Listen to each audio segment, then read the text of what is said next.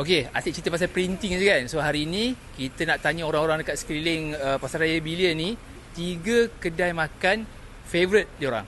Jom.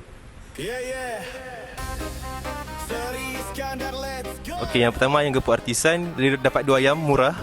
Kedua ayam gepuk tokpa. Ayam gepuk tokpa sambal dia sedap. Ketiga ayam gepuk Pak Gembus. Ayam gepuk Pak Gembus pun sambal dia sedap juga. Ayam gepuk tokpa. Ayam gepuk tokpa tu kalau saya pergi saya suka makan ikan keli dia tau. Raya nasi kukus pun okey. Kalau raya nasi kukus tu saya suka ayam dia. Cikgu Cafe. Cikgu Cafe tu saya suka makan dia punya western. Si ayam gepuk saya gepuk sebab dia punya ayam dia ataupun especially dia macam sambal lah. Sama macam Hadramaut yang kedai Arab. Apa shawarma. Restoran Al-Bayan rasanya. Ni gula mama lah. Bonda portion dia besar banyak. Nasi bungkus ni sambal dia special. Ryan. Dekat. Dekat dengan rumah saya. Okey, faham. Lolak, lepas tu cakap kan. Lepas tu semua ada lah kat situ.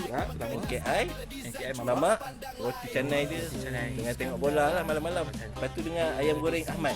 Ayam Ahmad tu dia macam ayam dia crispy lah, sedap, pedas-pedas. Saya suka kedai makan dekat nasi ayam tokpa. Ayam gepuk tokpa saya suka sebab murah. Nasi ayam Junid sebab sedap. Okey. Apa yang sedap tu? Ayam dia kan Family Mart. Saya suka memang makan kat situ. Madam Keluar tu harga dia murah. Yes. Makanan Thai paling sedap lah. Ayam Pak Gendut, portion dia banyak.